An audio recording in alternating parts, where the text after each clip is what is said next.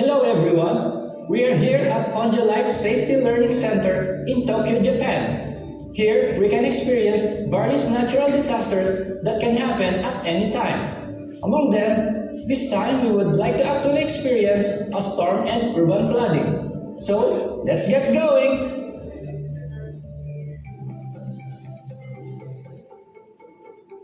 First of all, this is the rainstorm section. In this section, you can experience an artificially created rainstorm in this booth. You will experience heavy rain and wind, so please put on your rainwear and boots. Got it? Yes, we have changed clothes. Now, I would like to experience a rainstorm. Are you all ready? First, we would like to experience a wind speed of 10 meters per second and a rainfall of 30 millimeters per hour. This wind speed corresponds to a wind a little bigger than signal 1. Now, please.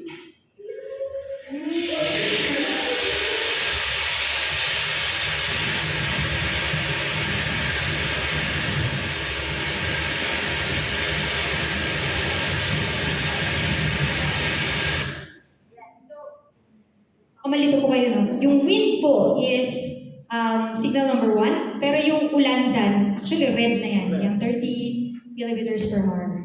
So malakas na ulan po talaga yung 30 millimeters per hour. Sige po.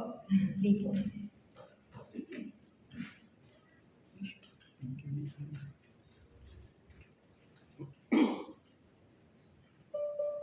At any time. Actually experienced. First of all, this is the rainstorm. You can experience an artificially created rainstorm. Experience have on your rain. Yes, we have changed clothes. Now, I would like to experience a rainstorm.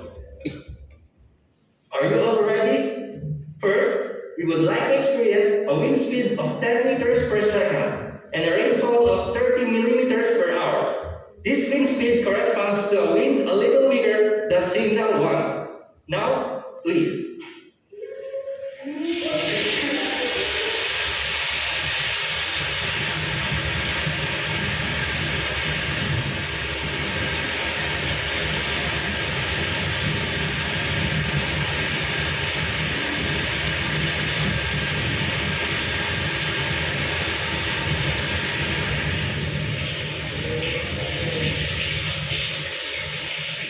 The rain almost get me wet inside my coat.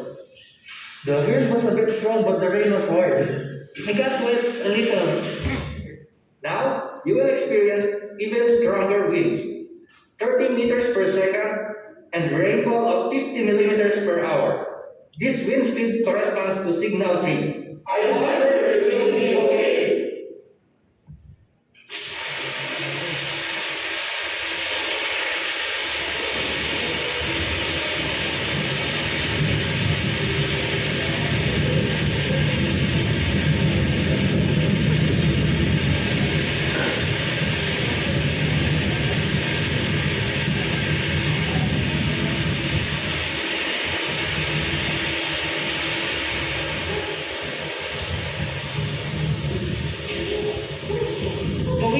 The rain is so strong.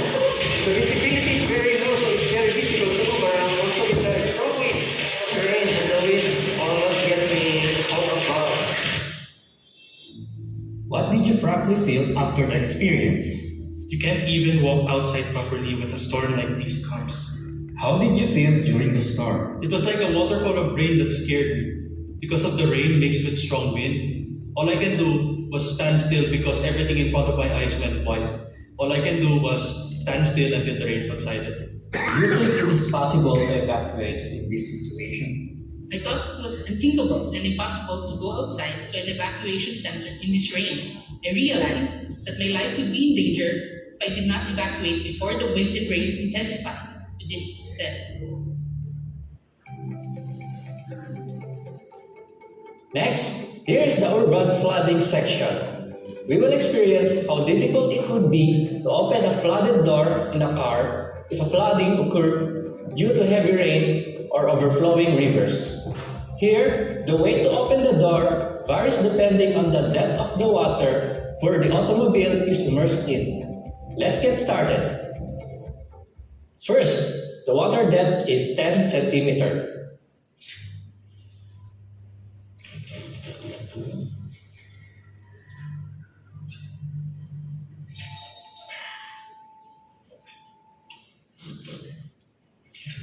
How do you feel? It's a little bit heavy to open the door. Now, let's continue with a depth of 30 centimeters.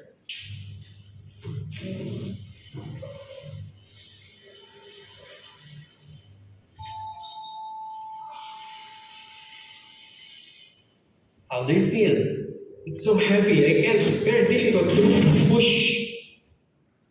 During a flood, you may accidentally drive into a flooded area. Also, in large cities such as Metro Manila, underpasses can become flooded in a short period. As we experience this time, it can be difficult to escape from your car. If you enter a deeply flooded area, so be sure to drive with sufficient caution. Next, let's try a situation where water has flowed into the basement and how difficult it would be to open a door if the water accumulates outside. First, the water depth is 10 centimeters.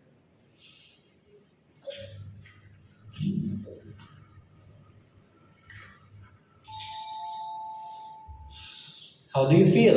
It's a little heavy to open the door.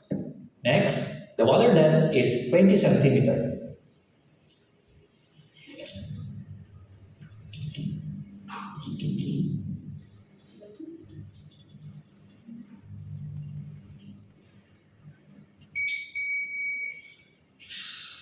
How do you feel?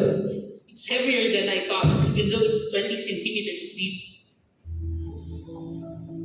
When water flows into the basement, it builds up very quickly. As the water level rises, it becomes very difficult to escape. During heavy rains, leaving the basement before the water flows in is important. What are your impressions of the flood experience? It was harder than I thought it would be. It was hard in front of me in the store, and I realized there is a danger of being trapped in the floodwaters. What is the life-saving action?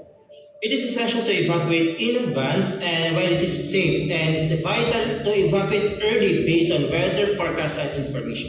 However, some people cannot quickly start evacuation and may delay their escape. When confronted with an unexpected situation, people have a preconceived notion or prejudice that something is impossible. Their minds tend to perceive things as being within normal range. This is called normal bias. And we ignore unfavorable information, thinking that everyone around us hasn't run away yet. So it's okay, or it was okay before. People caught an enormity bias as may be slow to respond to an impending disaster and may delay their escape. When a crisis is approaching, we must think, it's still okay, but it is already dangerous, and take action as soon as possible. Meteorological phenomena such as approaching tropical cyclones can be predicted among natural disasters. It is important to listen carefully to the information released by PAGASA, and if danger is anticipated by an area, follow the LGU instructions and evacuate immediately. We hope that this video has helped you understand firsthand that once a storm hits you, you lose the chance to evacuate safely. It is important to take evacuation action as soon as we feel we are in danger. At Honjo Life Safety Learning Center in Tokyo, we experienced a rainstorm and tried to open a door in case of flooding. As we have shown you here, it is too late to initiate a response after an actual storm or flooding hits you. Pay attention to the information from PAGASA and LGUs and try to start acting as early as possible. When danger threatens, pay attention to local information and do not hesitate to evacuate. So yun po, doon po nagtatapos yung aking presentation. So,